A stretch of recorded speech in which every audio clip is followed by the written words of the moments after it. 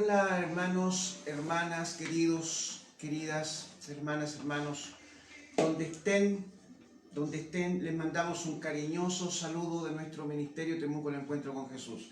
Un cariñoso saludo, esperando en esta noche de día viernes, preparándonos para el fin de semana, poder tener un momento grato, agradable, lindo en la presencia del Señor. Les saludamos desde Temuco, Chile, este país que se apresta a vivir sus fiestas patrias. A todos nuestros amigos que están viéndonos fuera de Chile, muchos a lo mejor no sabrán y no tienen por qué saberlo, pero yo les quiero contar que el 18 y el 19 de septiembre de cada año se celebran las fiestas patrias de nuestro país, es decir, se conmemora la independencia de este Chile tan amado que nosotros tanto queremos y oramos por él. Y bueno, la gente ya está de fiesta, ¿no? Por así decirlo. Se levantan lugares acá en cada ciudad de nuestro país donde la gente va y comparte y se puede servir ahí empanadas, que es nuestro, digamos, nuestro plato tradicional, por así decirlo, y que se consume mucho en estas fiestas patrias, el día de la independencia de nuestro país. El día 18 y el día 19 se celebra el Día de las Glorias Navales del Ejército de Chile, ¿no? Así que esa es la situación en la que está nuestro país estos días. Son días de fiesta, de conmemoración, son días donde aflora mucho el patriotismo, esta cosa de querer en nuestro país, de amarlo y de poner cositas ahí en Facebook. Bueno, algo que debería ser todos los días del año, pero muchas veces para esta fiesta como que se enciende más todo el ambiente, ¿no? Así que desde este país, Chile, desde la ciudad de Temuco, les saludamos y como les decía, esperando tener un grato momento en la presencia del Señor. Estaremos orando, estaremos ministrando la palabra. No se olviden que estamos estudiando el libro de los Hechos. El día miércoles nosotros quedamos en que hoy íbamos a hablar acerca de los ministerios. Esto relacionado con el apostolado que se le entregó a Pablo, el apóstol a los gentiles. Así que es un tema muy interesante. Yo les invito a que se queden con nosotros. Vamos a escuchar algo de música y luego continuaremos, ¿ok? Vamos.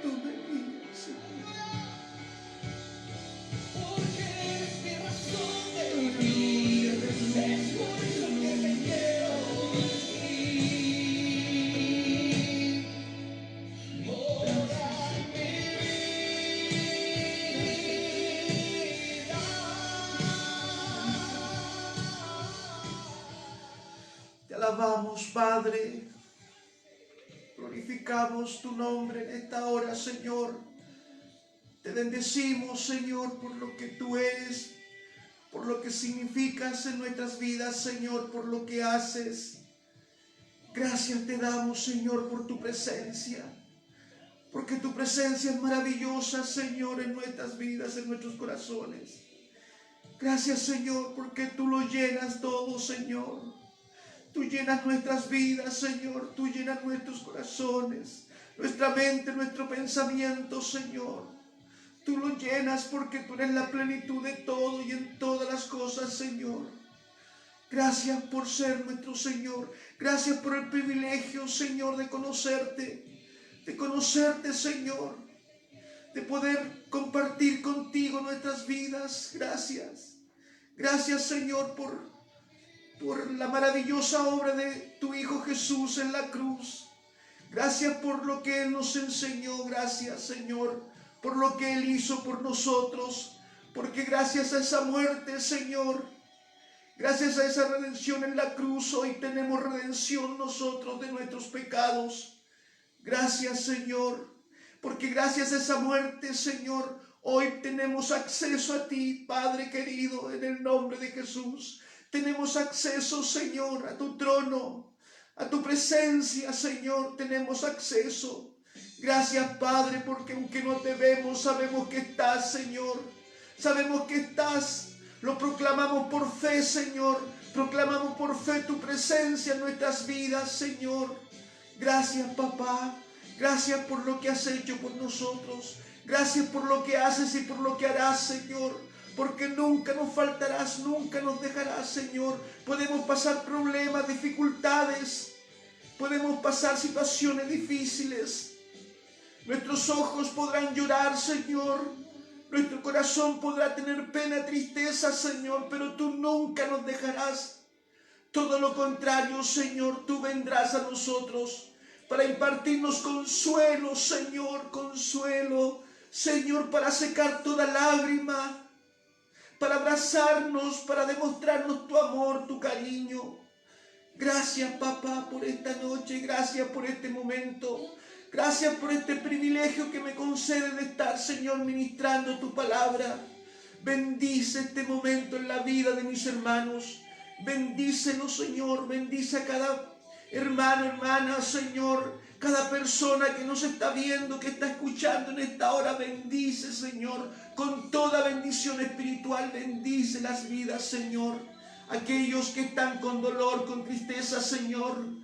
Con situaciones difíciles, Padre, pedimos que en esta noche tú puedas tocar sus vidas, Señor, puedas poner fe, convicción en ellos, de tal forma, Señor, que tú puedas obrar victoria, puedas obrar milagros, Señor, tú puedas obrar y puedas levantar al que está caído, puedas levantar al que está en el camino, Señor, postrado, puedas levantar a los que están enfermos, Señor, los puedas levantar en el nombre de Jesús. Permite que en esta noche tu presencia sea sentida en nuestras vidas, en nuestros corazones, que tu Espíritu Santo pueda llenarnos, Señor, pueda llenarnos de tu presencia, que tu Espíritu Santo nos pueda hablar, nos pueda ministrar en esta noche, Señor, que tu presencia pueda caer con poder y gloria sobre nuestras vidas, rompiendo toda cadena, Señor, derribando toda muralla que se pueda levantar en las mentes, en los pensamientos, en la vida de mis hermanos, Señor.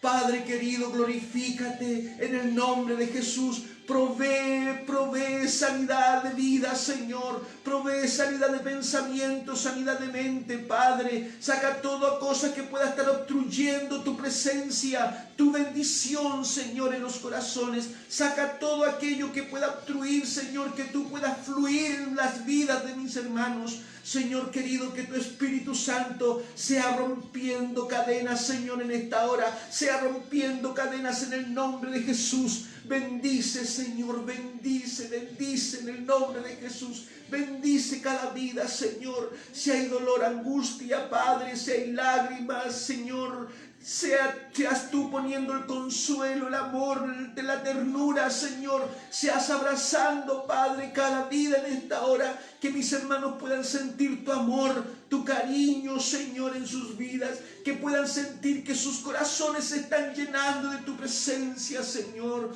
Oh, Padre, pedimos que tu bendición, Señor, sea total y absoluta en esta hora, Padre querido. Cualquier necesidad que pueda haber, como quiera que se llame esa necesidad, Padre, en el nombre de Jesús pedimos de que tú seas supliendo, Señor, toda necesidad. Usted sea supliendo, Señor, para tu gloria. Bendice, Señor, los hogares, bendice las familias, Señor, bendice, y que tú puedas poner bendición en las familias, Señor querido, que tú puedas poner bendición en las mesas, Señor, donde se parte el pan, que ese pan sea multiplicado en las familias en esta hora, Señor. Oh, gracias, papá, porque creemos en un Dios vivo, en un Dios que obra, en un Dios que nos escucha, en un Dios que nos responde. Por eso vamos a ti con fe, con convicción, sabiendo, Señor, que lo que nosotros pedimos, usted lo escucha, usted lo toma y usted lo responde en el nombre de Jesús. Gracias, papá. Gracias por este momento. Gracias, Señor, por lo que nos entregas. Gracias por lo que estás haciendo, Señor. Gracias, Padre.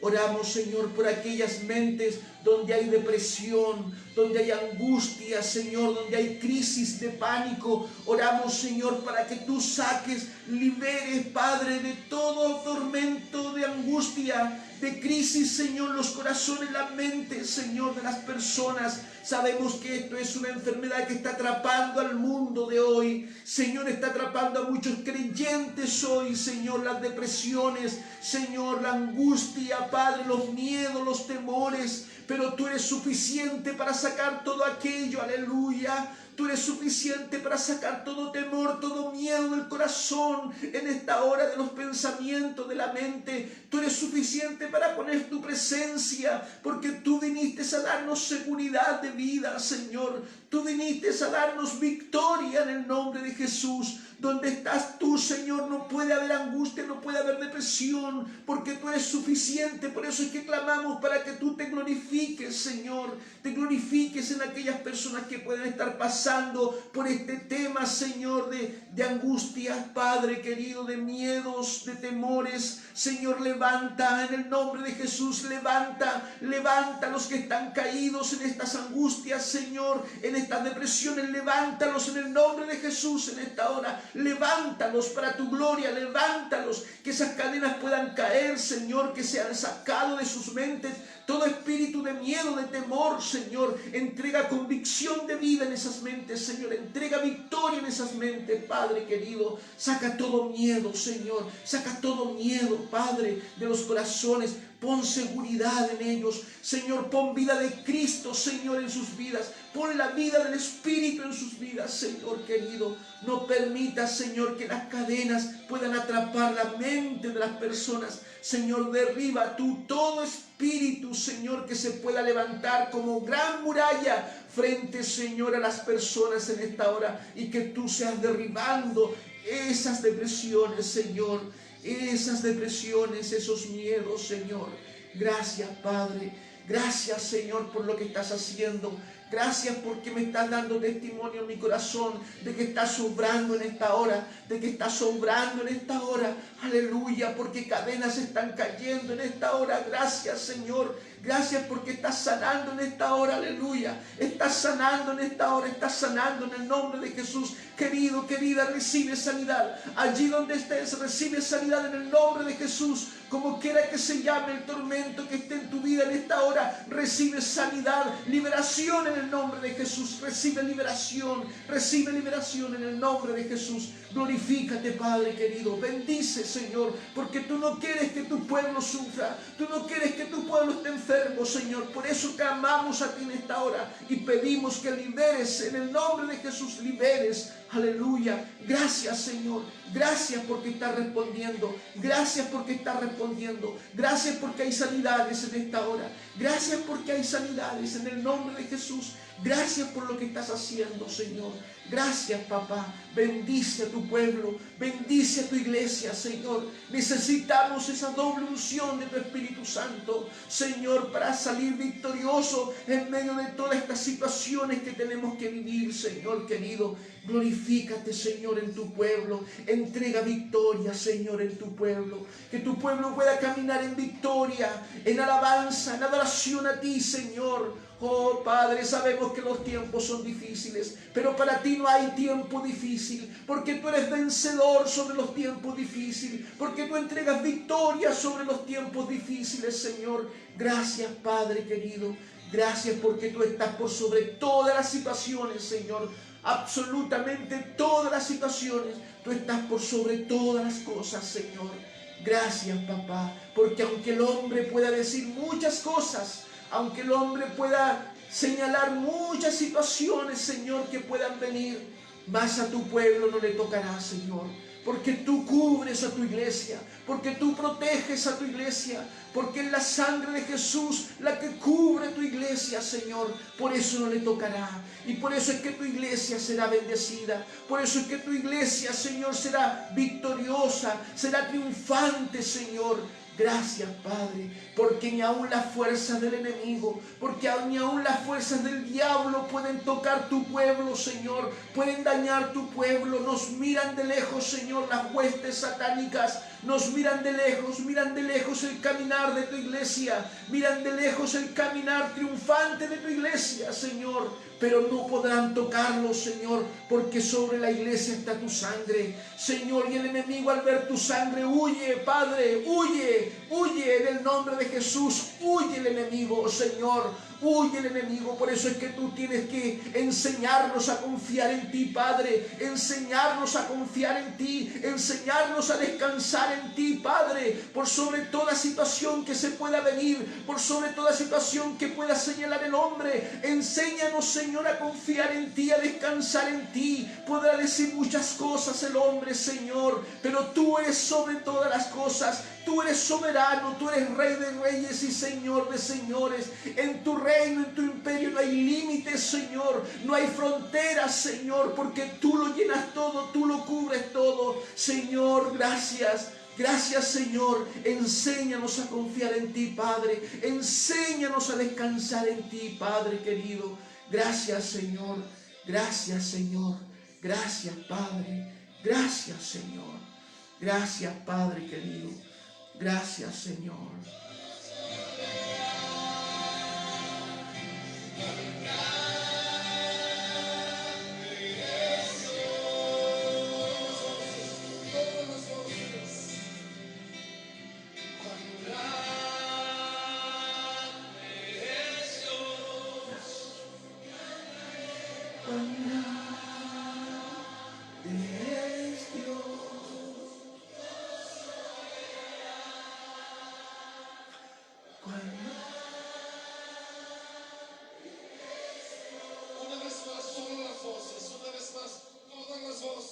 Todas las voces.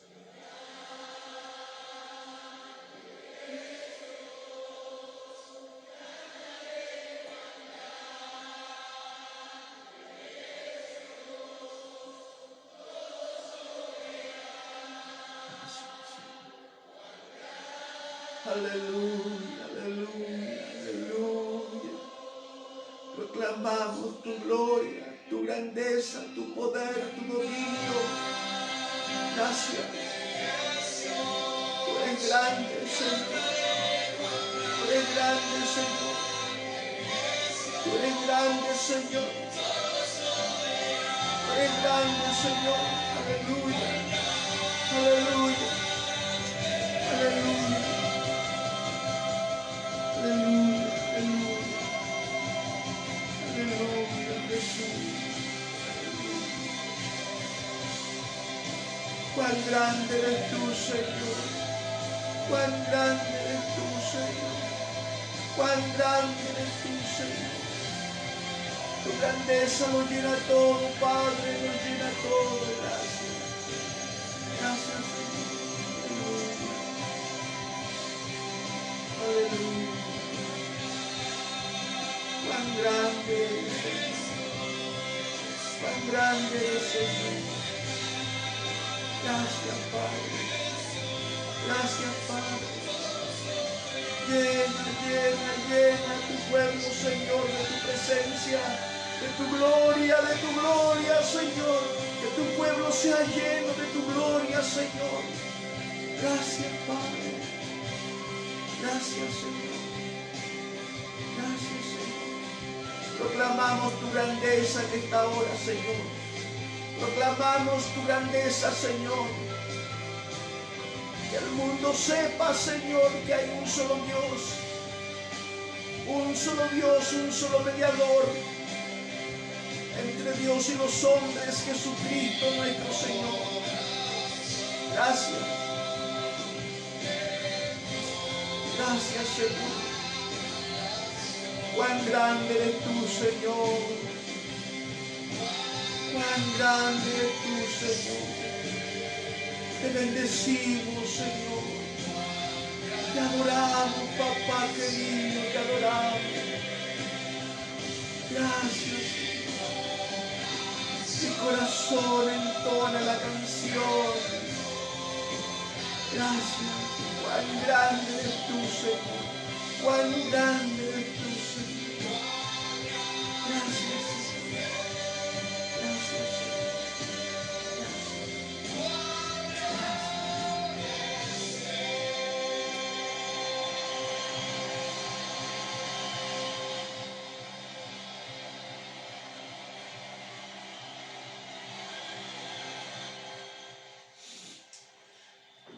Gracias a Dios. Gracias damos a nuestro Dios. Gracias damos a nuestro Padre. Porque a través de Jesucristo Él nos permite entrar en su presencia y adorarle. Alzar manos, levantar manos delante de Él. Proclamar su gloria. Proclamar su gloria. Poderle decir cuán grande eres tú, Padre, cuán grande eres tú. Señor, al contemplar los cielos, al contemplar las estrellas que tú creaste, digo, Señor, que es el hombre para que tengas de él memoria. No somos nada, Señor, nada. Y lo que somos, somos en Cristo Jesús. No por nosotros, no por nuestros méritos. Señor, si algo valemos delante de ti, si algo valemos delante de ti, Señor, es por Cristo nuestro Señor. No es por nosotros, Señor, porque nosotros nada somos. Nada, Señor, aún lo más hermoso que podamos tener ante ti es como trapos de inmundicia, Señor. Así es.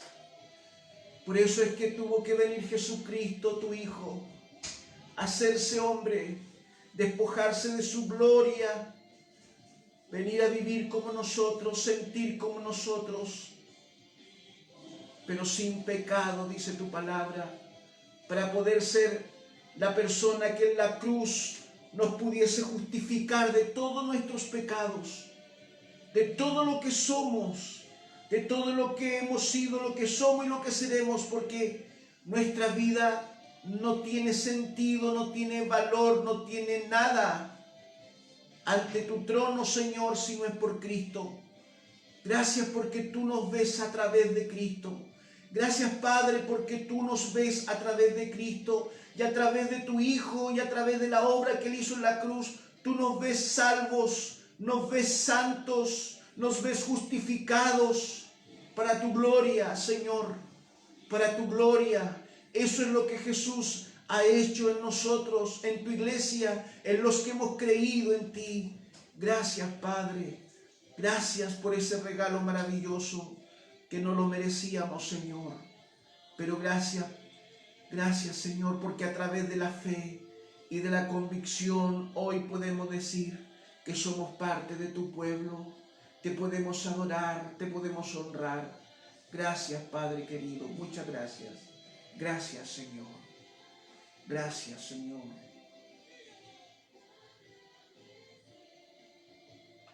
Gracias, Señor. Gracias, Señor. Bueno, queridos, vamos a pasar al estudio de la palabra el día de hoy. La verdad es que tenemos varias cositas que decir y que puntualizar respecto a este maravilloso tema, ¿no? Yo les decía en la introducción y el día miércoles que hoy día vamos a estar tocando un tema que es muy importante para la iglesia, y este tema tiene que ver con los ministerios. Es un tema fascinante, es un tema que realmente nos motiva demasiado, diría yo, para poder entender el quehacer de la iglesia, el quehacer de la iglesia. ¿Y por qué es que vamos a tocar este tema de los ministerios? Bueno, estamos hablando dentro del libro de los Hechos, estamos hablando de Pablo, el apóstol a los gentiles. Nosotros, a través de los evangelios me refiero a Mateo, Marcos, Lucas y Juan, que fueron discípulos del Señor, apóstoles del Señor, nosotros conocimos allí la palabra apóstol, discípulos, ¿no? A través de lo que la Biblia nos señala allí en los evangelios, nosotros entendemos el concepto, en alguna medida entendemos el concepto de apóstol, ¿no? Porque Jesucristo llamó a 12 discípulos que también se les llamaron apóstoles. Y bueno, luego vino el llamado de Pablo, ¿no? El llamado de Pablo cuando Jesús se le aparece camino a Damasco. Esto lo vimos el miércoles pasado. Y ahí hay un versículo maravilloso que el Señor Jesús le dice a Ananías, cuando le entrega la visión que tenía que entrar en una casa allí en Damasco. Y el Señor Jesús le dice que tenía que ir donde un tal Saulo de Tarso y que tenía que ir con un propósito definido, y ese propósito era imponerle las manos a Saulo, porque Saulo tenía que tener un reconocimiento por parte de Dios.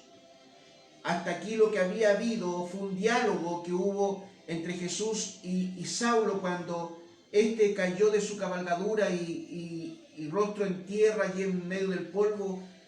Ellos tienen un diálogo. Pablo le pregunta quién eres y el Señor Jesús se presenta como tal y le dice quién es realmente, y allí el Señor le describe un poco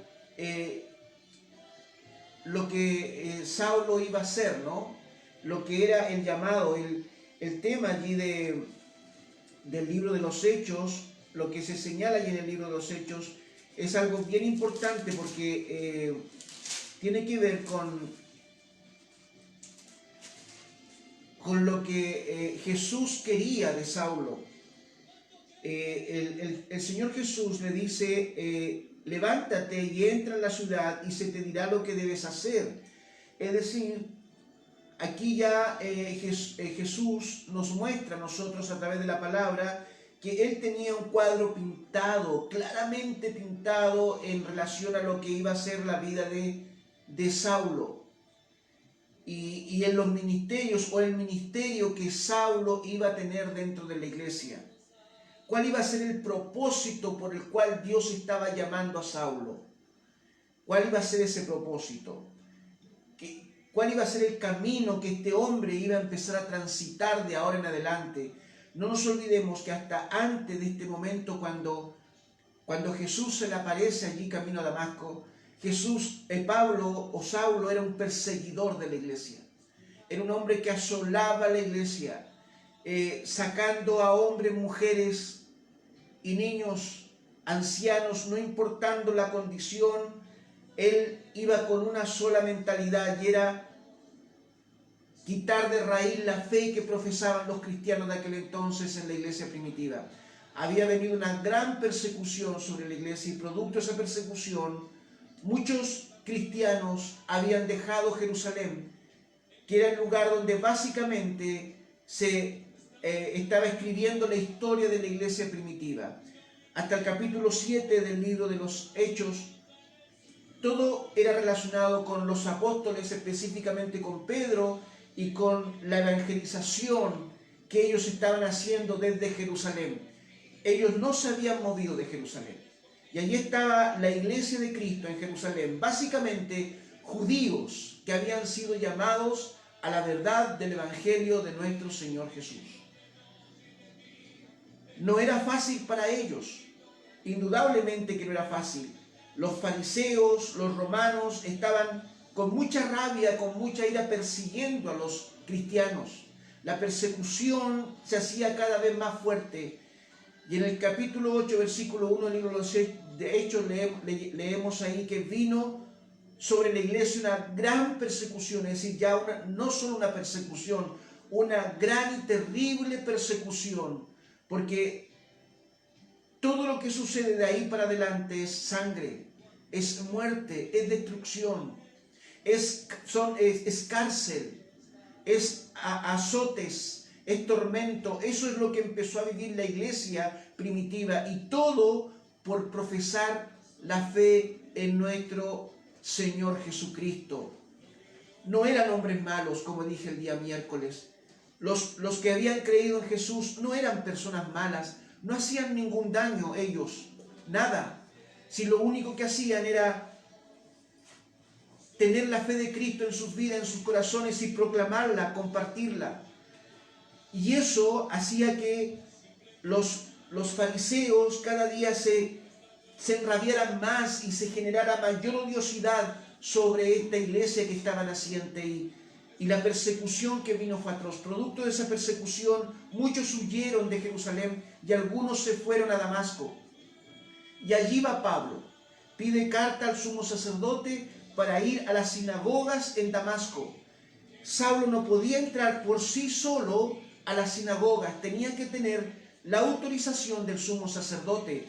Y Saulo, entendiendo esto, va al sumo sacerdote y le pide cartas para sacar de las sinagogas a los cristianos que tenían la fe en Jesús, que profesaban la fe de Jesús. Él iba respirando muerte, es decir, el odio que impulsaba a este hombre era total y absoluto. Y camino a Damasco iba cuando se le aparece Jesús y le dice: stop, para Pablo, para, se te acabó tu tiempo. Yo sé quién eres, te conozco del vientre de tu madre, te conozco, sé quién eres. Tú eres quien ha perseguido mi iglesia, tú eres quien ha matado a los que profesan la fe en mi nombre. Tú eres quien nos has hecho mucho daño, muchas lágrimas se han vertido por tu culpa.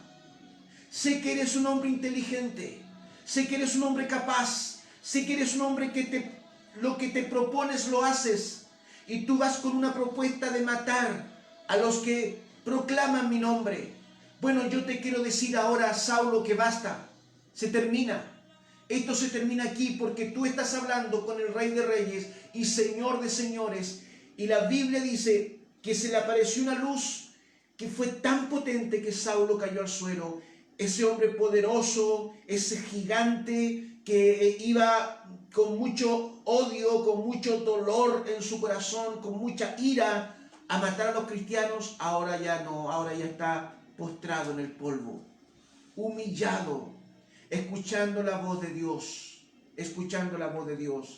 Y Saulo tiene dos cosas que son importantes en esa conversación que tiene con Jesús.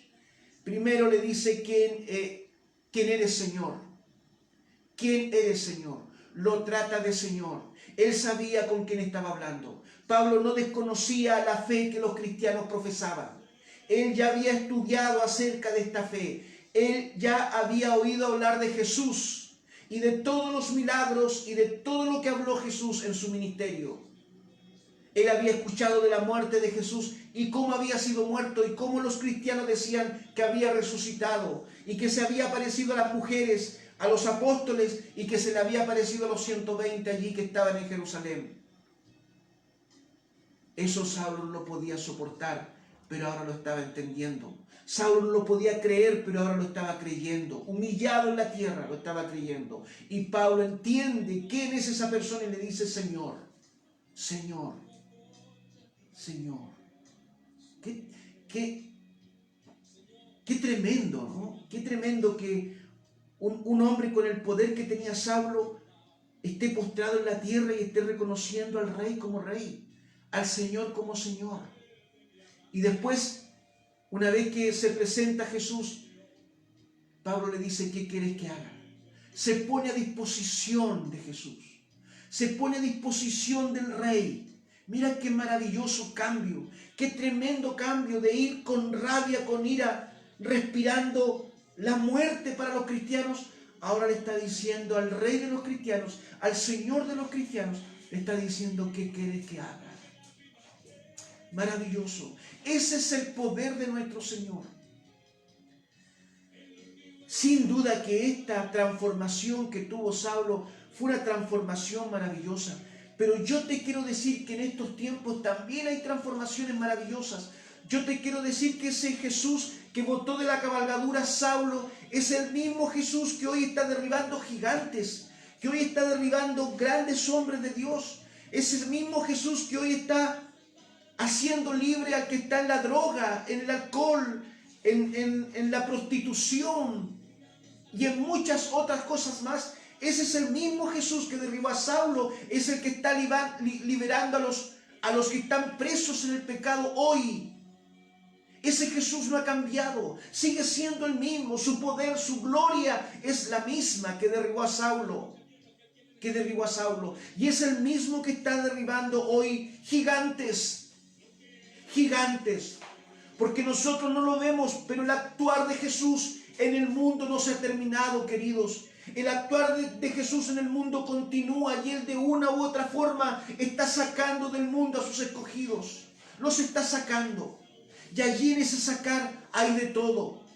Hay sabios, ignorantes, ricos, pobres, hay de todo. Religiosos, no religiosos, de todo. Y el Señor está sacando a aquellos, a sus escogidos los está sacando del mundo para traerlos a su iglesia de la misma forma que lo hizo con Saulo. De la misma manera. Ese Jesús no ha cambiado. Pues allí Jesús le dice a Saulo, mira, anda y ve a una casa que se te indicará en Damasco. Y se te dirá lo que tienes que hacer. Y allí Saulo es levantado por las personas que lo acompañaban e ingresa a esa casa, esperando lo que Jesús iba a hacer. Porque este era el principio de un caminar maravilloso para este hombre. Era el principio. Y allí espera Saulo, y en ese esperar Dios le entrega una visión a un hombre que se llama Ananías. Y Ananías recibe del Señor una visión maravillosa donde escucha la voz de Dios y le dice, Ananías, ve a tal lugar, a cierta casa en Damasco, porque tienes que ir y tienes que ungir a un hombre que se llama Saulo. Y Ananías escucha esa voz del Señor, le dice, pero ¿cómo, Señor? Si ese es el que nos persigue, ese es el que nos hace sufrir, ese es el que nos ha traído tanto daño y tanto dolor, tanta lágrima. ¿Cómo voy a ir yo donde Él? Si Él me va a matar a mí. Él trae cartas de los principales judíos, de los principales fariseos, para destruirnos. Señor, ¿cómo tú puedes permitir que yo vaya donde Él? Si Él me va a matar a mí, me va a destruir. Y el Señor le dice, Ananías, anda, Ananías. Yo te estoy dando una orden, anda. Y como esta gente, estas personas que se convertían en la iglesia primitiva, sabían muy bien con quién estaban tratando y sabían bien que cuando Jesús daba una orden tenía que cumplirse, no como nosotros ahora, queridos. Jesús nos entrega, Dios nos entrega, la palabra nos entrega tanto para hacer y nosotros ahí nos quedamos. En ese entonces no. En ese entonces Dios hablaba y a Dios se le obedecía. Y Ananías, a pesar de lo que él pensaba, tuvo que ir.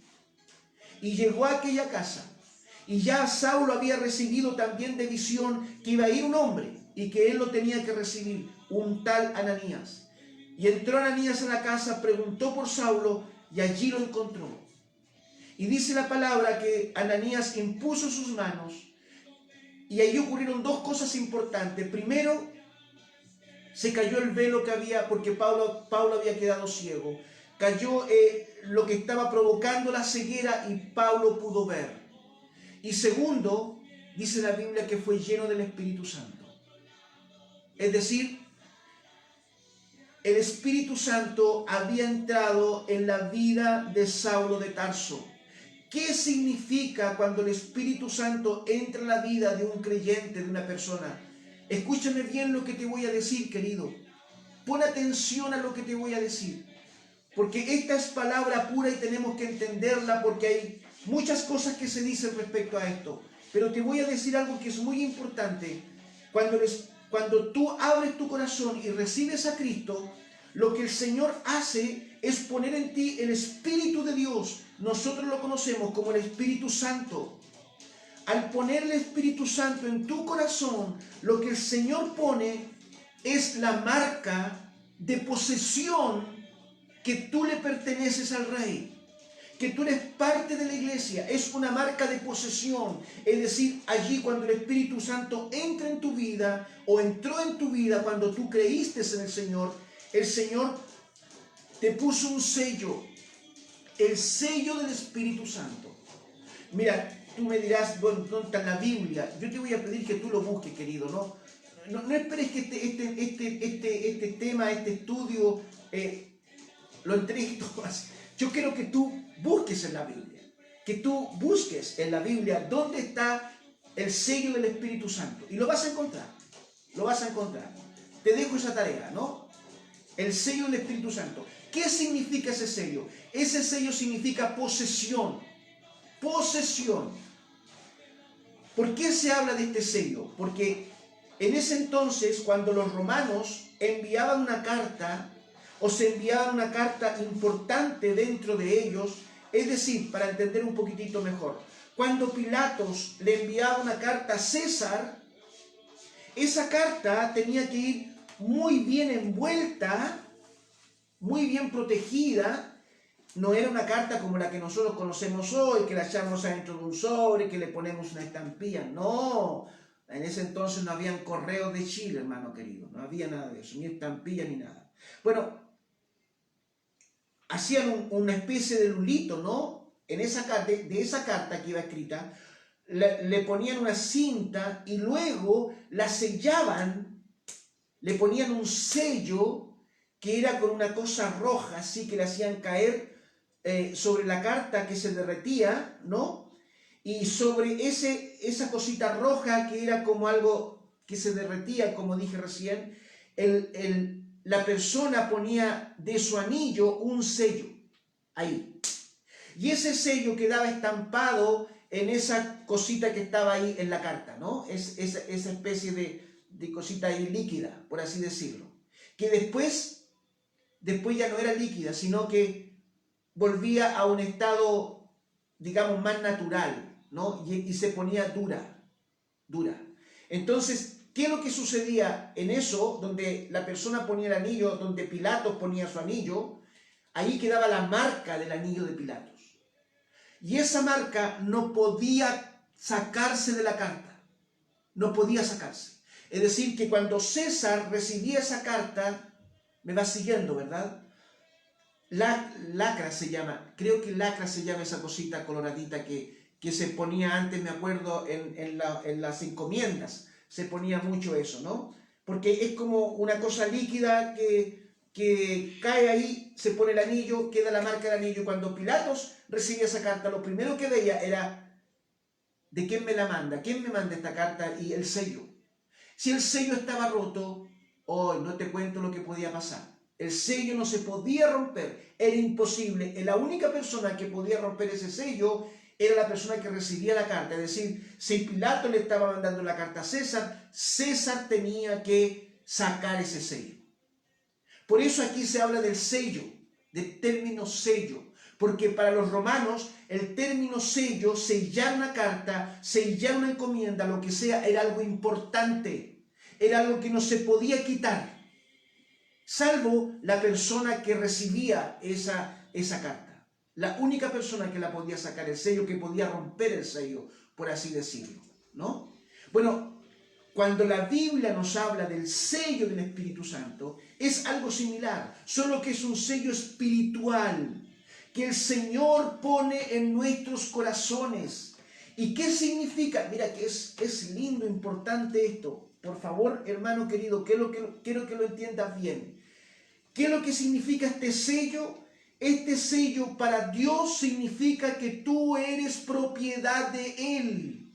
De Él. Y mientras tengas ese sello, nadie te podrá hacer frente. Nadie te podrá dañar. Nadie te podrá quitar nada de lo que Dios te ha entregado. Nada. Nada, y aquí entramos a un tema que es muy importante, porque muchas veces nosotros decimos en nuestro lenguaje o en nuestras creencias, que muchas veces son creencias que están envueltas en medio de supersticiones, creencias, lo que decían los abuelos, y resulta que la Biblia dice otra cosa, pues querido, y ese es el problema. Entonces, Nosotros muchas veces pensamos y hemos escuchado, yo sé que muchas veces hemos escuchado decir que Satanás tiene poder para tocar tu vida, para entrar a tu vida. Entonces decimos, no, es que ese cristiano está poseído por Satanás. Querido, eso es una mentira terrible. Eso es una mentira terrible y es una mentira que hace daño. Porque Satanás, si tú has nacido de nuevo, si tú has creído en Cristo, Satanás no puede tocar tu vida. Mientras tengas ese sello de posesión, de propiedad, Satanás no puede tocar tu vida porque él va a ver, porque Satanás es un ser espiritual. Satanás es un ángel espiritual. Satanás es un ángel hermoso, lindo, precioso. Es un ser espiritual. Aquí hay muchos mitos. Decimos, no, es que Satanás es un diablo feo, con cachos, con cuernos, con una cosa en sus manos y que viene para... Queridos, son cuentos. Son cuentos, son tradiciones que hacen daño a la iglesia. Claro que hacen daño cuando la iglesia empieza a creer estos cuentos, estas mentiras. Si Satanás... Oye, me gustaría que... No lo podemos hacer porque somos hijos del Señor, pero si tuviéramos la posibilidad de ver a Satanás, nos caeríamos de la impresión, de la lindura, de lo hermoso que es Él. Dice la Biblia que Él era el ser más hermoso que estaba en el cielo, hasta antes que se confabulara y se fuera en contra de Dios y se rebelara contra lo establecido por Dios y Dios lo sacara de su reino. Pero cuando Dios lo sacó de su reino, lo destituyó de su gloria y lo lanzó fuera, Dios no le cambió el parecer a Satanás. Seguía siendo el mismo. Lucifer seguía siendo el mismo, un ángel de luz. Eso significa Lucifer. Y seguía siendo el mismo. Por lo tanto, ese ángel sigue siendo un ángel de luz. Que si tuviéramos la posibilidad de verlo, quedaríamos impresionados de su hermosura. De su hermosura. Porque es un ángel muy hermoso, muy lindo. Es un ángel muy precioso. Y no es que yo quiera ponerlo en un altar, es lo que la Biblia dice, querido. No estoy diciendo nada más de lo que dice la palabra de Dios. ¿Ok? Lo que pasa es que nosotros, como no leemos la Biblia, siempre esperamos que nos enseñen las cosas. Muchas veces no hemos leído esto que está allí en Génesis cuando Dios destituye a Satanás y cuando se habla de quién era Satanás. ¿Quién era Lucifer? ¿Y por qué se llamaba Lucifer? ¿Y lo que él hizo en el cielo? ¿Y por qué Dios lo destituyó? Eso tenemos que leerlo, está en la Escritura. ¿Ok? Bueno, decimos, no es que Satanás... ¿Ah? Es que Satanás tomó posesión de esta persona. Oye, eso lo puede hacer con la gente del mundo. Con ellos lo puede hacer él.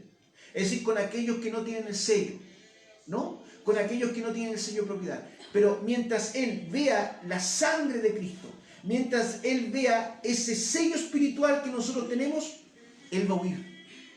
Va a huir. Y no se va a acercar a nosotros. Por eso, querido, es que tenemos que tener confianza, fe en quién hemos creído. Tenemos que aprender a conocer al Señor y en lo que Él nos dice. Empecemos a leer las cartas de Pablo, porque allí Él nos revela la grandeza de Dios, lo que somos. Pablo en un momento dice, nosotros estamos sentados en lugares celestiales con Cristo. Estamos sentados, no que estarán mañana ni pasado o que estuvieron ayer. Hoy yo estoy sentado en lugares celestiales con Cristo. Así me ve el Padre a mí. ¿Cómo el enemigo va a tener autoridad para venir a mi vida? Es imposible. Así que esos mitos tenemos que derribarlos. ¿Ok? Tenemos que derribarlos. Bueno, vuelvo al llamado de Saulo.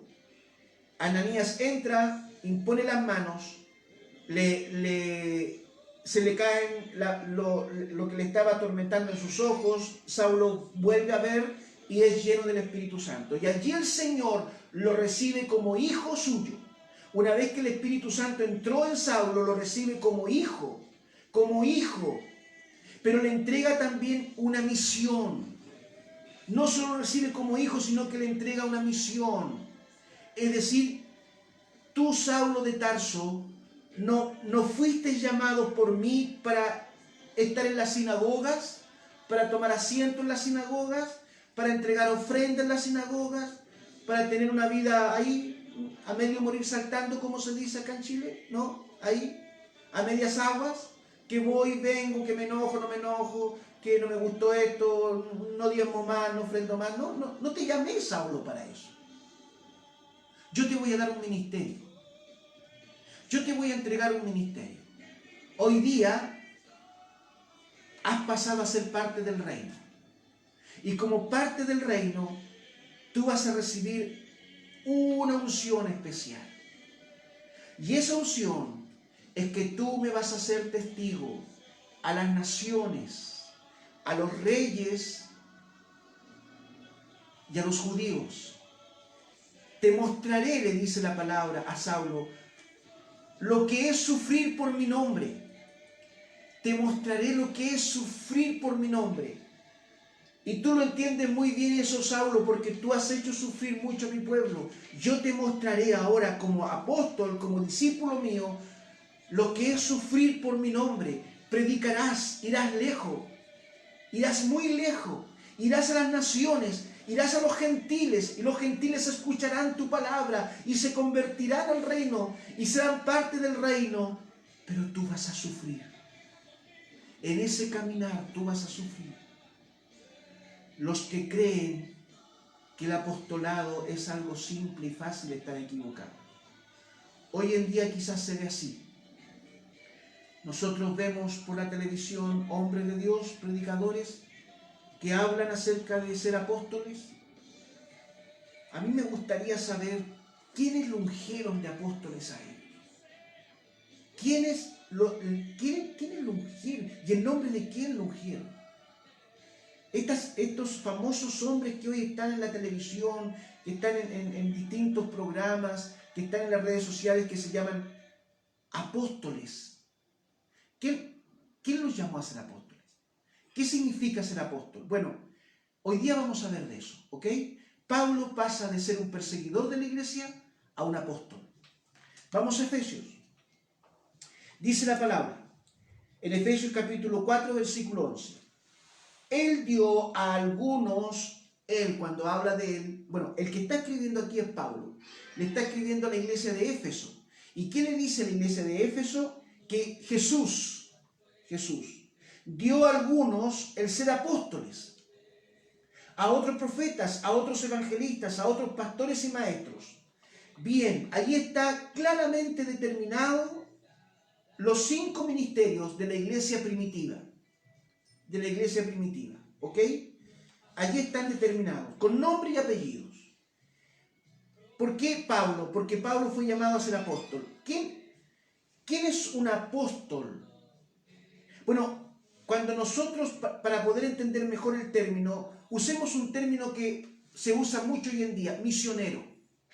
Es decir, apóstol es sinónimo de misionero. El apóstol era un hombre que se le entregaba una misión. Y esa misión tenía que ser entregada a quien se le decía que tenía que entregar. En este caso, la misión que se le entregó a Pablo era que él iba a ser testigo y tenía que entregar la palabra a las naciones, ¿no? A los reyes, a los judíos y gentiles. Esa era la misión de Pablo. Y Pablo no podía negarse a esa misión. Él tenía que cumplir esa misión. Porque Dios lo llamó para eso. Para eso. Pero tenemos que entender que la misión que iba a empezar Pablo era una misión muy difícil. Porque él tenía que salir de Jerusalén. Primero, los judíos no iban a reconocer en Pablo un apóstol. Costó mucho que los mismos apóstoles de Jesús reconocieran en Pablo un apóstol. Costó mucho. Pedro tuvo muchos problemas para reconocer el llamado de Pablo al apostolado. Muchos problemas. No lo podía entender Pedro. Y los demás judíos tampoco. Tanto es así que tuvieron que decirle a Pablo después de su conversión aquí que mejor se fuese por un tiempo fuera de Jerusalén y Y así fue, Pablo lo hizo. Tuvo que salir de Jerusalén porque le perseguían para matarlo. Los judíos no podían entender que este hombre que había sido criado a los pies de Gamaliel, celoso de la ley, ahora estuviera predicando el evangelio de Cristo. No lo podían entender. Estaban locos, furiosos. Y tenían que matar a Pablo, tenían que destruir como un judío fariseo, porque Pablo era fariseo, judío fariseo, conocimiento de la ley, con mucho conocimiento, ahora estuviera predicando el evangelio de Cristo. Entonces lo buscaban para matarle. Él tuvo que huir a Tarso y se fue a su ciudad. Dice que estuvo allí como 20 años. Ojo, que Saulo no comenzó al tiro su ministerio como lo señala aquí la Biblia, ¿no? Estuvo como 20 años Saulo en Tarso, esperando el momento que Dios le indicara. Y así fue que después de ese momento Pablo volvió. Y cuando volvió recién comenzó su ministerio como apóstol. Y ese ministerio iba a ser un ministerio difícil, muy complicado. Muy complicado. Por eso es que el Señor le dijo, y se le mostrará cuánto va a sufrir. Cuánto tiene que sufrir por causa de mi nombre. Él no esperaba eso, si Pablo había sido educado en cuna de oro. Su familia, una buena familia, de buen pasar, los mejores estudios, el mejor conocimiento, era parte de los griegos, era parte de los fariseos, era un hombre espectacular y ahora está allí predicando a Cristo y se le dice que tiene que salir, lo persiguen para matarlo, se va, se despoja de todo, vuelve y empieza su ministerio. Un ministerio muy sufrido. Me gustaría que los apóstoles, los que se llaman apóstoles hoy, pudiesen tener por un minuto el ministerio sufrido que tuvo Pablo. Yo creo que no lo soportarían y renunciarían.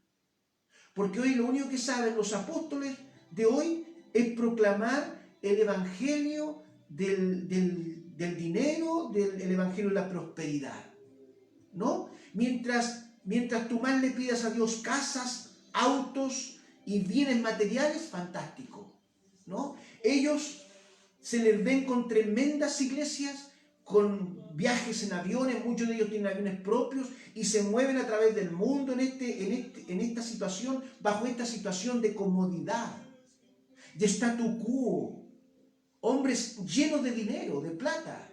Tú no vas a creer que estos apóstoles que aparecen en la televisión son hombres pobres. Son hombres que tienen una iglesia en un barrio de una ciudad cualquiera de nuestro país o en cualquier país. No, queridos. Tienen tremendos templos, iglesias grandes, tienen todo digamos, lo material que se pueda creer, ellos lo tienen. Así es, ¿no? Y ellos predican este evangelio de la prosperidad, evangelio que nunca predicó Pablo. Nunca. Nunca Pablo predicó este evangelio de la prosperidad como lo están predicando ellos hoy en día. No, queridos, no. Pablo predicó un evangelio de prosperidad, pero un evangelio de prosperidad en el espíritu, en el corazón, en la mente del hombre. Y que como consecuencia de ello Dios te va a prosperar materialmente, amén. Dios tiene poder para hacerlo. Pero lo primero es el corazón del hombre. La prosperidad en el alma. ¿Qué saco con yo tener bienes? ¿Qué saco con tener bienes si no tengo prosperidad en mi alma?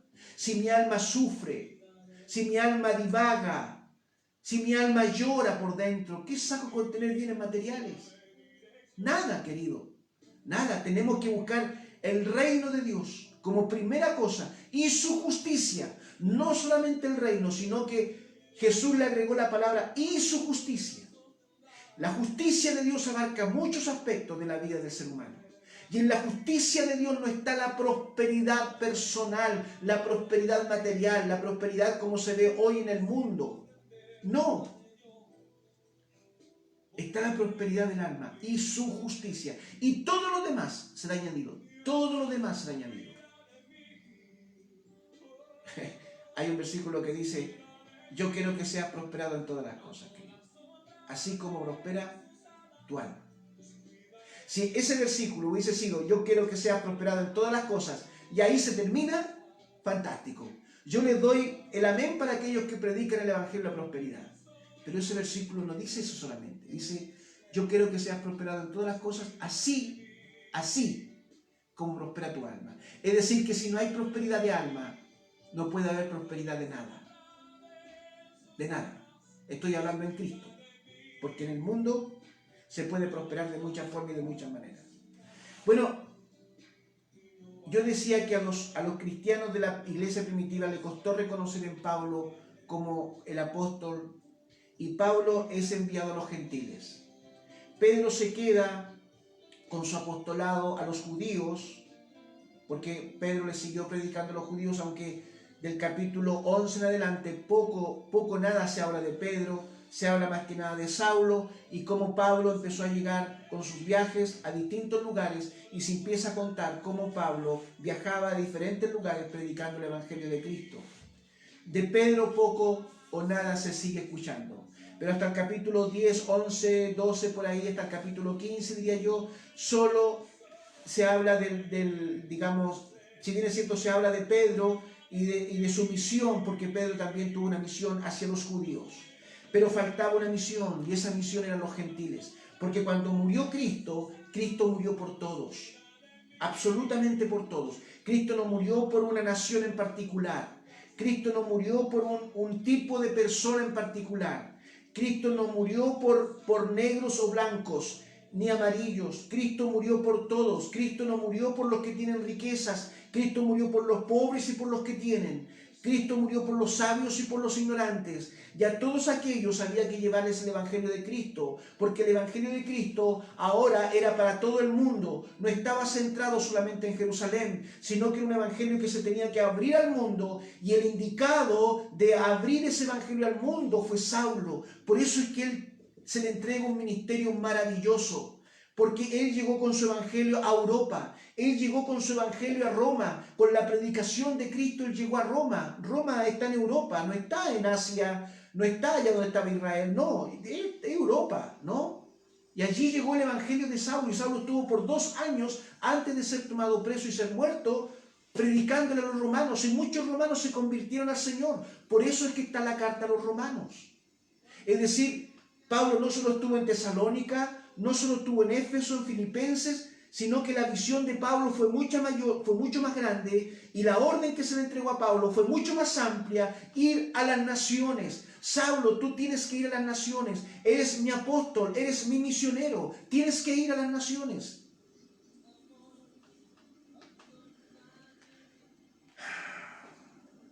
¿Cuánto sufrió Pablo por eso?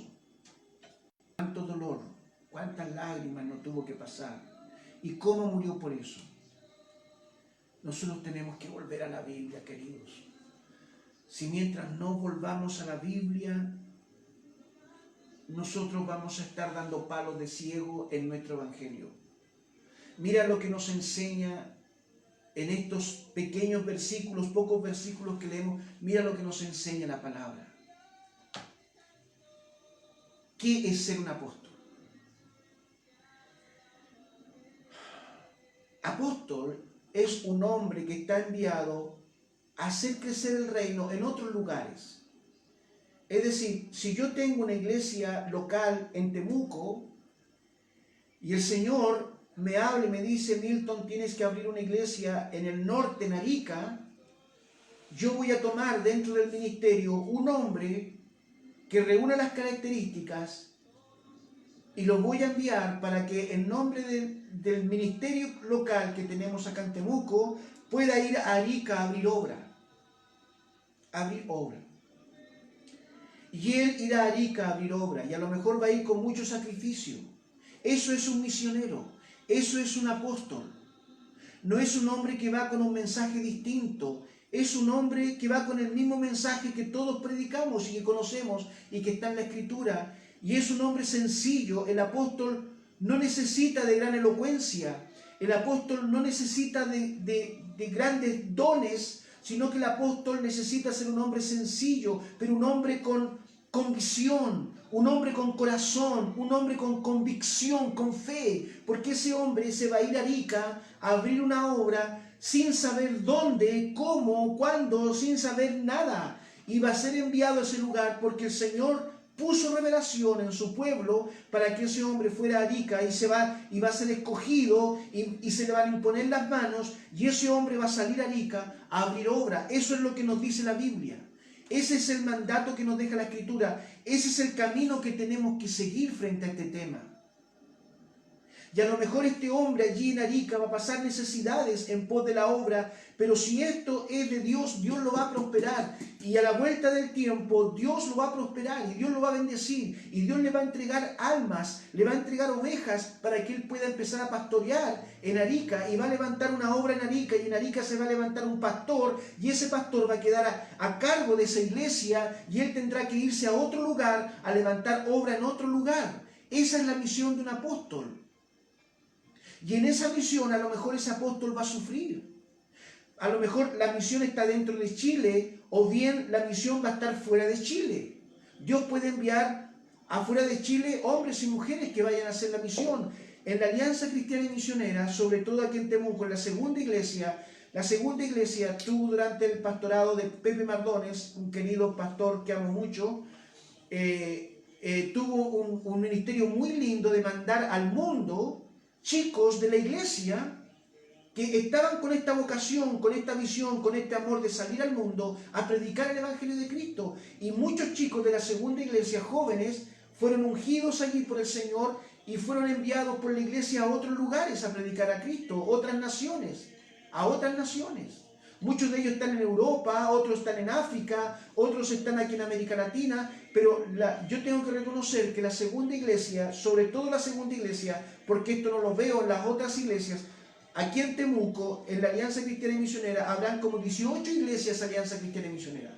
Y la única iglesia que yo conozco que hace este trabajo, este ministerio, es la segunda iglesia. Y bien por ellos, bendecidos sean ellos por esta misión de sacar chicos de su iglesia, poner en su corazón y que el Señor ponga en su corazón este anhelo de llevar el Evangelio a otras naciones donde se necesitan, y estos van a esos lugares, pero son chicos muy sacrificados, son chicos que no van allí a vivir la vida del ICIPAP, son chicos que van con mucho sacrificio, y yo me alegro porque después del año, 2 años vuelven y ellos traen fotografías, traen digamos, grabaciones que hacen de cómo están levantando la obra allá en esos países. Es muy lindo. Eso es ser un apóstol. Aquí la alianza le llama misionero. Hermanos aliancistas, por favor, usen el término bíblico, si nada les cuesta. Yo sé que ustedes no creen en los apóstoles del día de hoy, pero por favor, si lo dice la Biblia, terminemos con eso. No nos ayuda en nada a usar términos distintos, porque confunde. Cuando ustedes le empiezan a llamar apóstoles a los chicos que envían a otros lugares, no están haciendo nada más ni nada menos que obedecer a la palabra. Yo está bien, la palabra misionero a lo mejor es sinónimo, pero la palabra bíblica, queridos, es apóstol. Tanto les cuesta reconocer algo que está en la Biblia, que se les pueda caer la venda de los ojos y terminen con eso de estar cambiando los términos bíblicos que en nada le ayudan. Ustedes tienen como corporación cosas muy lindas, tienen lindos institutos, enseñen a sus alumnos la Biblia. Yo se los digo porque yo estudié en la Alianza Cristiana y Misionera, me titulé en la Alianza Cristiana y Misionera de pastor, pastoreé iglesias de la Alianza Cristiana y Misionera, y créanme que yo tenía muchos problemas con esto y muchas veces me mandaron a buscar los jefes en la corporación, los presidentes de distrito, para que les diera a conocer por qué yo predicaba de esa forma y enseñaba de esta otra forma. Los hermanos que escucharon mi predicación me entenderán lo que yo quiero decir, pero los jerarcas de la corporación les costaba entender esto. Yo hablaba de los apóstoles y me llamaban y me decían, ¿por qué si son misioneros, Milton? No, no son apóstoles, son misioneros. No, son apóstoles, es lo que dice la Biblia. Y por eso me regañaban, me cuestionaban. Si es la palabra, queridos. ¿Por qué? Está bien, sí, misionero, pero ¿por qué no apóstol? Si es la palabra. Terminemos con esto. Volvamos a la palabra, no confundamos a la gente. Tú vas a cualquier iglesia cristiana misionera y le dices, oye, qué lindo los apóstoles que tienen. ¿Qué? Nosotros no tenemos ningún apóstol a través del mundo. Oye, el apóstol que está allá en Italia enseñando y levantando una obra. No, eso no es apóstol, es misionero.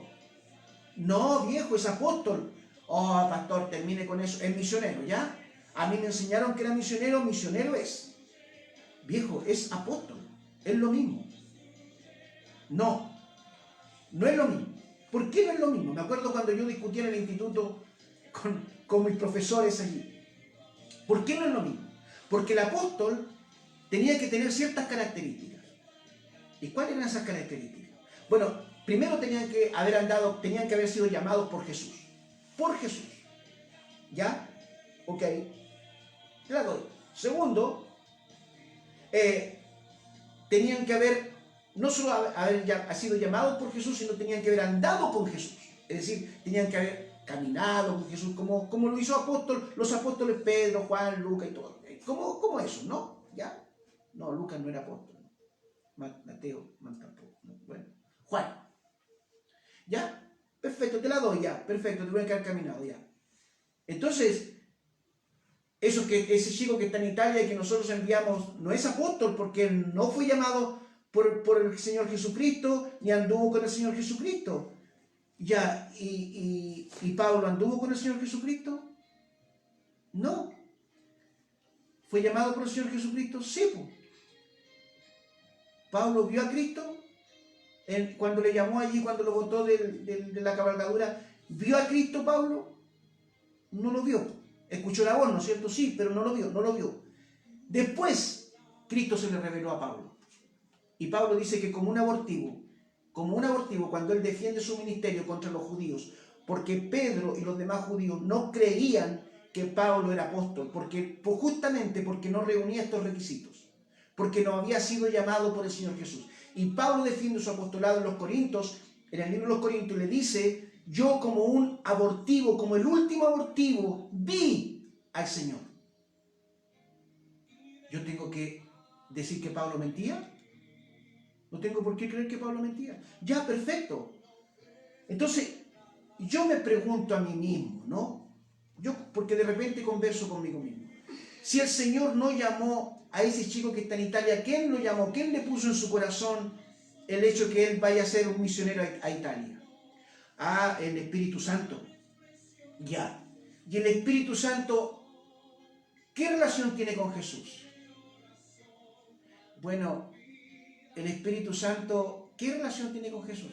Bueno, es que Dios se manifiesta en tres personas: Padre, Hijo y Espíritu Santo. Pero es una sola sustancia, que es Dios. Por lo tanto, el Espíritu Santo, ¿de dónde proviene? De Dios. Jesucristo, ¿de dónde proviene? De Dios. O sea que el llamado del Espíritu Santo no tiene valor. ¿No tiene valor el llamado del Espíritu Santo? No me puedes decir, querido, que no tiene valor el llamado del Espíritu Santo. Ese chico que está en Italia fue llamado por el Espíritu Santo, que es lo mismo que hubiese sido llamado por Jesús. Ahí es donde nos confundimos. Que es lo mismo que hubiese sido llamado por Jesús. Porque el Espíritu Santo es Dios. Jesús también es Dios. El Padre también es Dios. Es una sola sustancia que se llama Dios. Y de ahí nace la Trinidad. Está bien, con responsabilidades distintas, por así decirlo.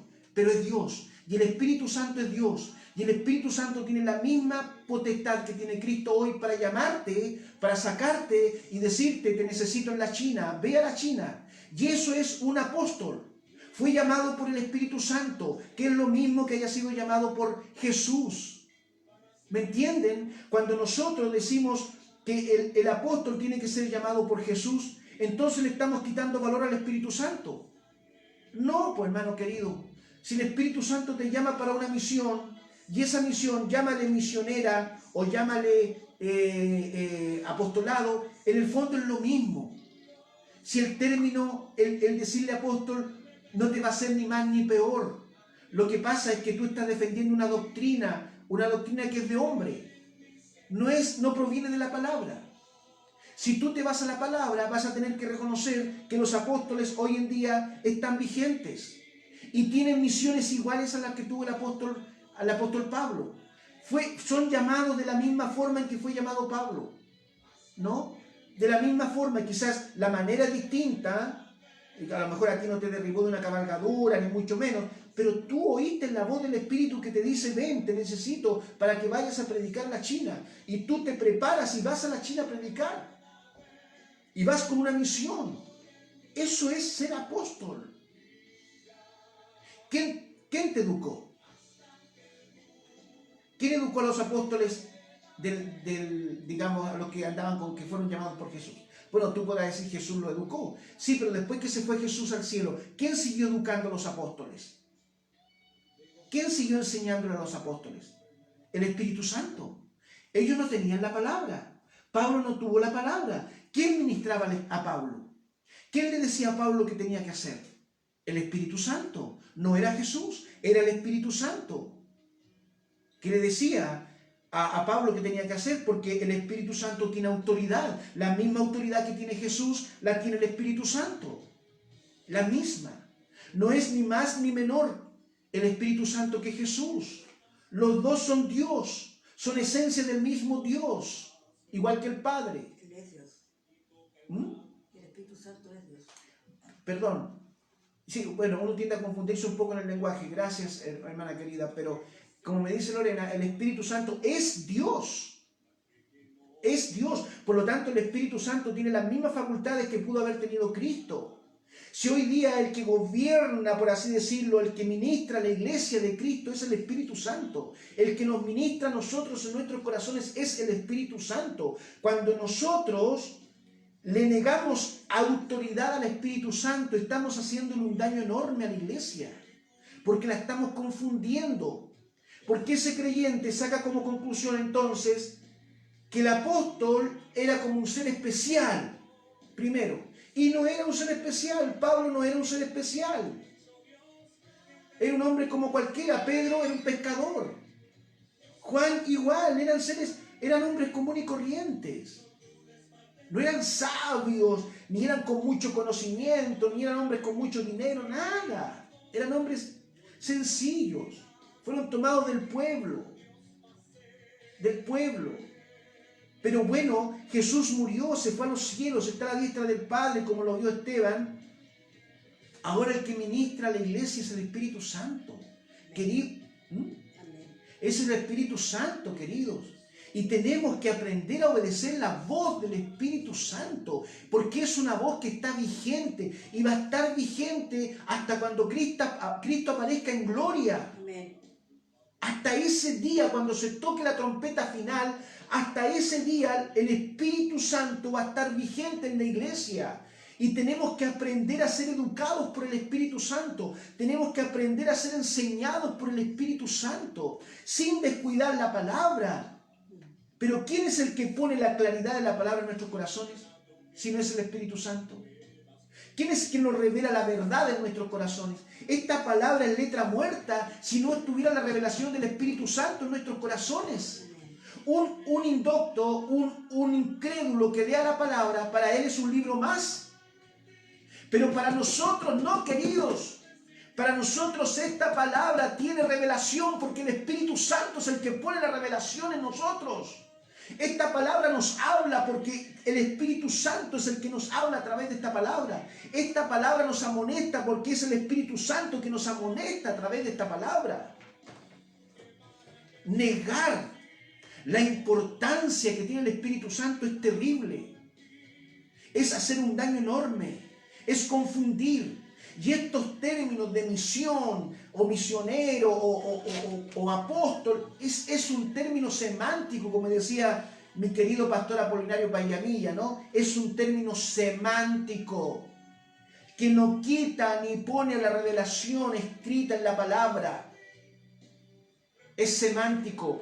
La Biblia nos habla de 5 ministerios y el primer ministerio que se nombra es el ministerio del apostolado, del apóstol, un hombre que es llamado a abrir nuevos caminos, nuevas brechas a otros lugares, llevando la verdad del Evangelio de Cristo. Es distinto al evangelista, porque el evangelista va a Arica, entrega una predicación y se va. El apóstol es el encargado de tomar esa semilla que quedó y cimentarla en la iglesia. Cimentarla en la iglesia. Por lo tanto, el apóstol tiene que tener mucho de pastor y tiene que tener mucho de maestro también. Sí, tiene que tener esas características en su vida el apóstol. Tiene que saber amar como ama un pastor, tener paciencia como tiene paciencia un pastor, y tiene que aprender a educar como educa un maestro, porque son 5 los ministerios, y ahí está el pastor y el maestro. Y lo lindo del apóstol, que el apóstol tiene que tener como un poquito de todo, ¿no? Un poquito de todo, para poder cimentar y levantar una iglesia. Pablo eso era lo que hacía. Pablo llegó a Corinto, llegó a Éfeso, llegó a Filipos, ¿a qué? A levantar iglesias. Y Pablo se quedaba allí 2, 3 años predicando el evangelio del reino de los cielos.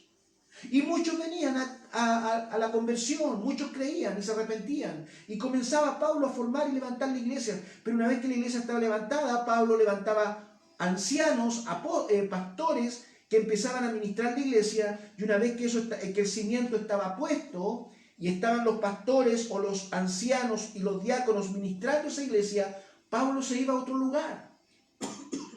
Esa es la misión del apóstol. Una linda misión, maravillosa misión.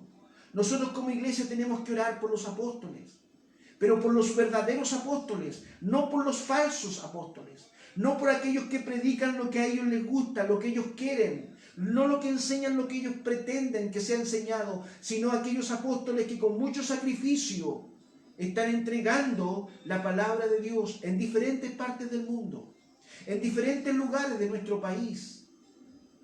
Me gustaría ver más apóstoles dentro del pueblo mapuche. Sí. ¿Cuánta falta hace dentro del pueblo mapuche hombres de Dios, apóstoles de Dios que se levanten para ir a levantar iglesias dentro del pueblo mapuche? Creo que de repente no se hace porque hay cierto grado de desinterés con los mapuches. Como que los miramos de lejos. Y eso está muy mal. Muy mal. Tenemos que aprender a comprender el amor de Dios y cómo ese amor se derrama para todos, sin límites, sin límites. Bien, queridos, quería decir más, pero el tiempo me pilla. Y aquí, cuando Pablo ministra a los Efesios, este maravilloso pasaje le dice: y él dio a algunos el ser apóstoles, a otros profetas, a otros evangelistas, a otros pastores y maestros, a fin de capacitar a los santos para la obra del ministerio, para la edificación del cuerpo de Cristo, hasta que todos lleguemos a la unidad de la fe y del conocimiento pleno del Hijo de Dios, a la condición de un hombre maduro, a la medida de la estatura de la plenitud de Cristo. Ese es el propósito de los ministerios: edificar, enseñar, ministrar. ¿Para qué? Para que este cuerpo de Cristo que se llama iglesia pueda ir creciendo en plenitud. Pueda ir creciendo en plenitud. Para que este cuerpo no se esté desarrollando de mala forma, de mala manera. Para que los brazos de este cuerpo crezcan en armonía con las piernas y con todo lo que es mi cuerpo. ¿Me entienden, no es cierto? Para que los ojos de este cuerpo vean lo que tienen que ver y estén puestos donde tienen que estar. Para que la boca pueda estar puesta donde tiene que estar. Para que la boca pueda hablar lo que tiene que hablar. Para que mis oídos puedan escuchar lo que tengan que escuchar y puedan estar donde tienen que estar.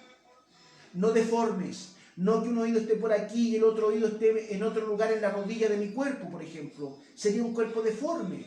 Sino para que el cuerpo de Cristo, que es un cuerpo espiritual, pueda crecer en armonía pueda crecer.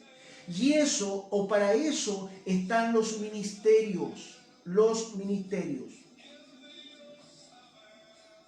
El apóstol, el profeta, el evangelista, el pastor y el maestro son ministerios, queridos, que están a la par. ¿Me entiendes? Son ministerios que están a la par, es decir, ninguno está sobre otro. Ninguno es más importante que otro.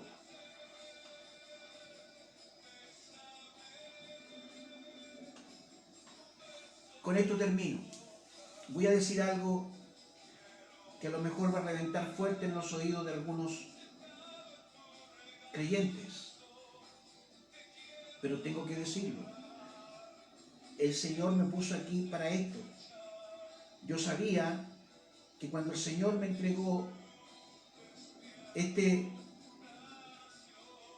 lindo ministerio de poder entregar el libro de los Hechos, este lindo privilegio, y me llamó a hacer este estudio del libro de los Hechos, yo sabía que me iba a encontrar con muchas cosas donde lo que yo iba a decir, aun cuando está en la Biblia, iba a sonar disonante a muchos oídos. Pero tengo que decirlo, aunque suene disonante a tus oídos. Yo no sé cuándo, en qué momento de la historia de la iglesia se le dio tanta importancia al pastorado. Yo no sé en qué momento de la iglesia se le atribuyó un rango jerárquico al pastorado. Un rango jerárquico, porque hoy en día las iglesias lo que hacen de sus pastores es ponerle en un rango jerárquico, es decir, el pastor está por sobre todas las cosas, por sobre todo. El otro día, a propósito de una predicación que estaba entregando un pastor muy conocido acá en Chile, que tiene un tremendo ministerio, pero no porque tenga un tremendo ministerio el hombre es perfecto, es hombre, y siempre va a ser hombre, y se va a equivocar. Entonces, él estaba involucrando un tema político en lo que estaba hablando. Y él decía que tendríamos que renunciar a nuestras convicciones por aportar una nueva constitución. Estaba hablando de un tema político, yo no sé por qué Chaparro se metió en eso, no entiendo la verdad. Y bueno, y una hermana muy cercana que yo conozco y quiero mucho, se le ocurrió mandarle un WhatsApp, ¿no? Pues WhatsApp se llama así porque él estaba saliendo en directo y claro, uno tiene la posibilidad de enviar, igual que ustedes ahora, por ejemplo, tú me estás viendo en directo y tienes la posibilidad de escribir algo allí y mandarme un mensaje y lo que tú envías, todos lo van a ver.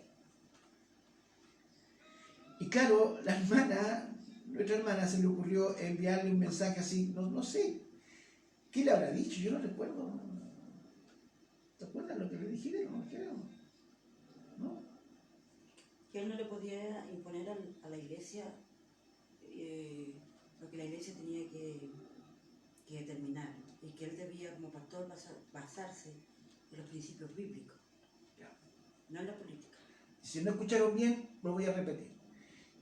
Entonces, mi hermana le escribió y le puso, pastor, yo creo que usted debe basarse en los principios bíblicos y no en la política, ¿no? Y eso que dijo, hermana, que escribió mi hermana ahí, causó tal malestar que otra persona le respondió y le dijo, no trate así a mi pastor. O como que tenga cuidado lo que le escribe mi pastor. O sea, haciendo una defensa abierta del pastor.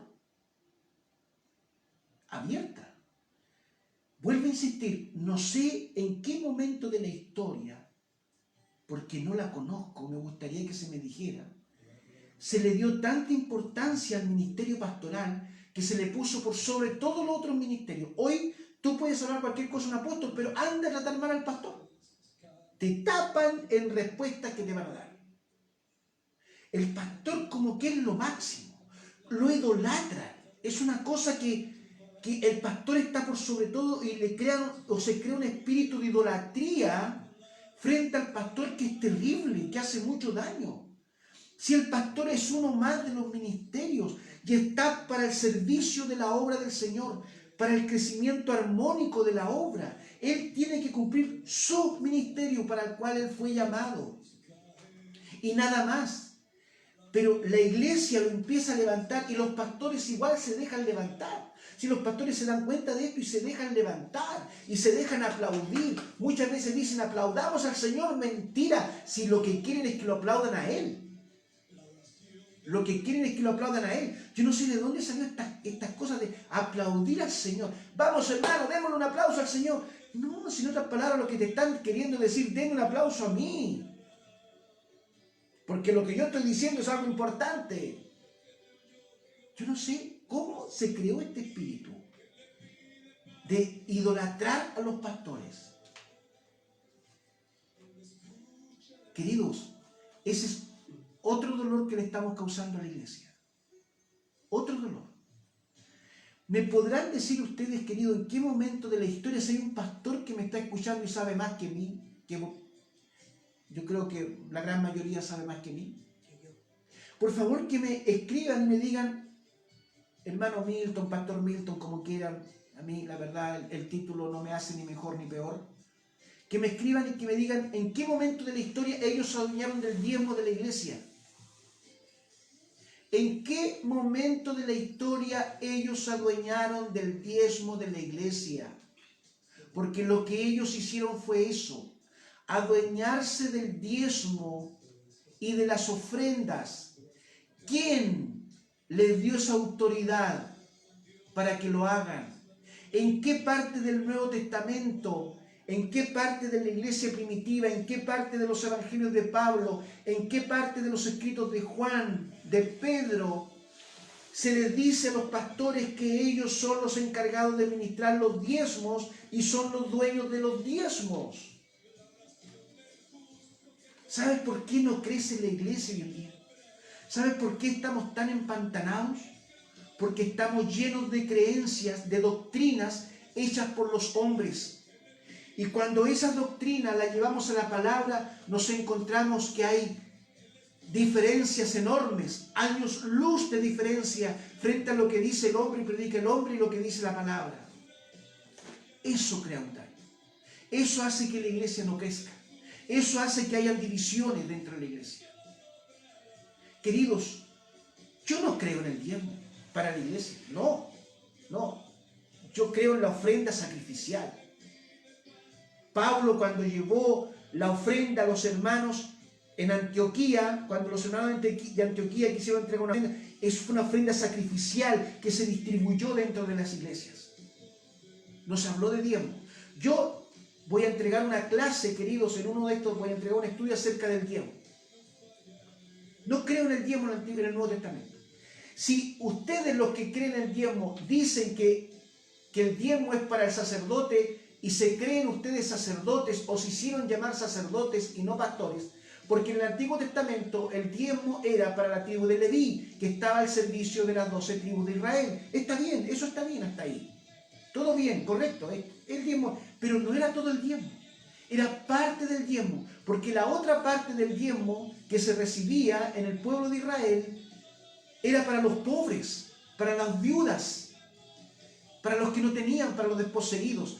Para esos era la otra parte del diezmo. Entonces, ya que tú crees en el diezmo, tú lo que debieras de hacer es tomar una parte del diezmo y la otra parte dejarla a la iglesia para que la iglesia la distribuya dentro de las viudas de tu iglesia, dentro de los que tienen hambre en tu iglesia, dentro de los que han quedado sin trabajo en tu iglesia, y le puedas llevar dinero, le puedas llevar una canasta de alimentos a tus hermanos. Pero yo no veo que los pastores estén preocupados por las canastas de alimentos, por los que sufren.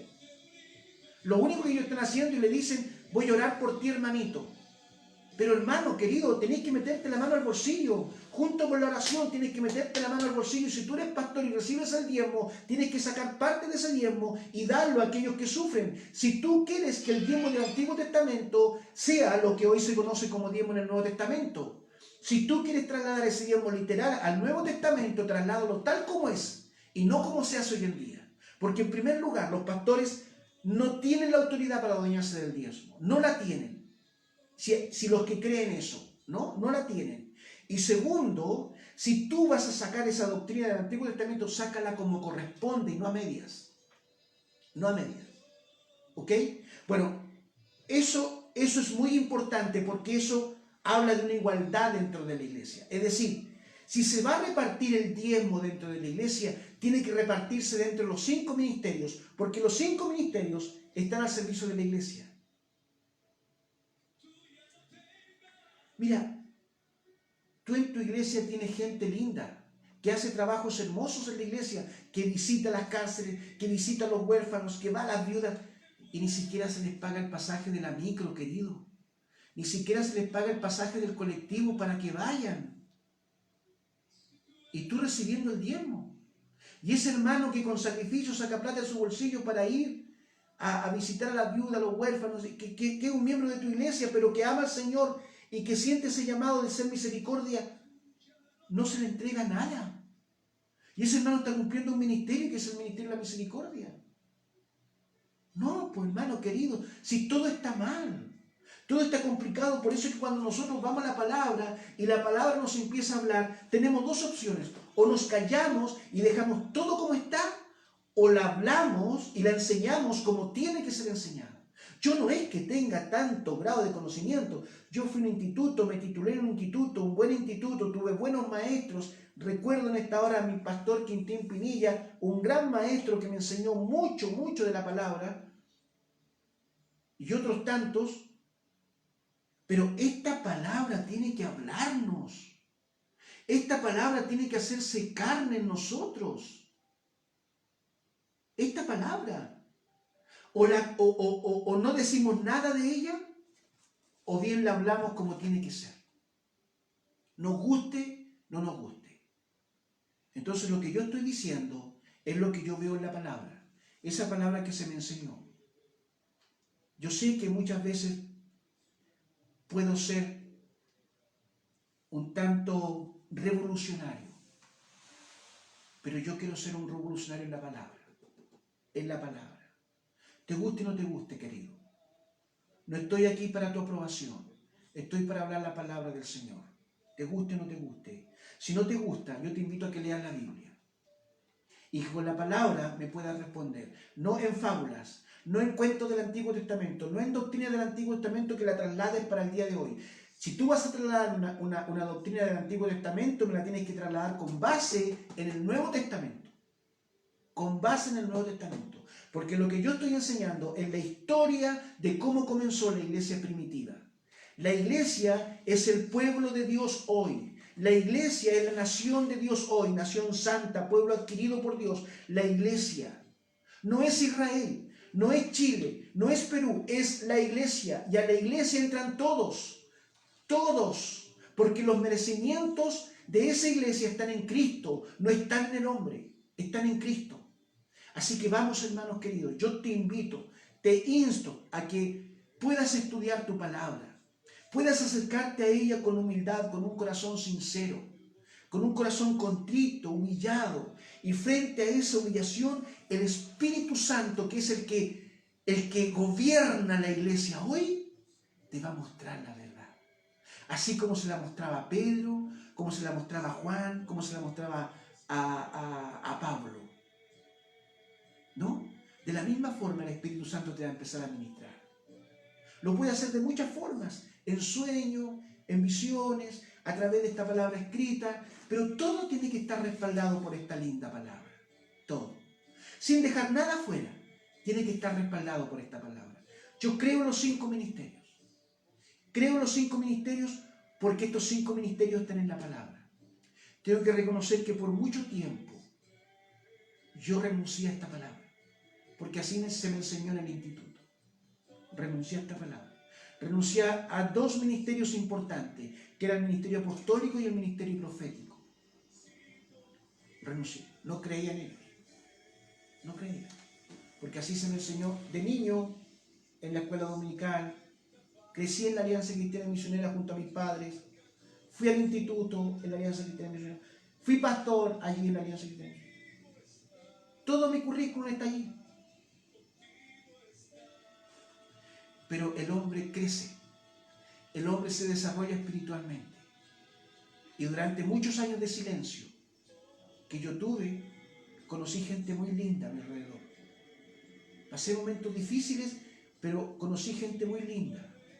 Y dentro de todo el apoyo que me entregó esa gente linda, me entregó la revelación de esta parte de la palabra. Y tuve que humillarme delante del Señor, pedirle perdón y decirle, Señor, enséñame.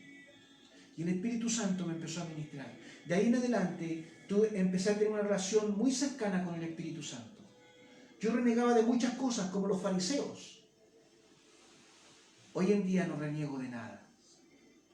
Hoy en día le digo, Señor, si esto es tuyo, tú lo prosperarás.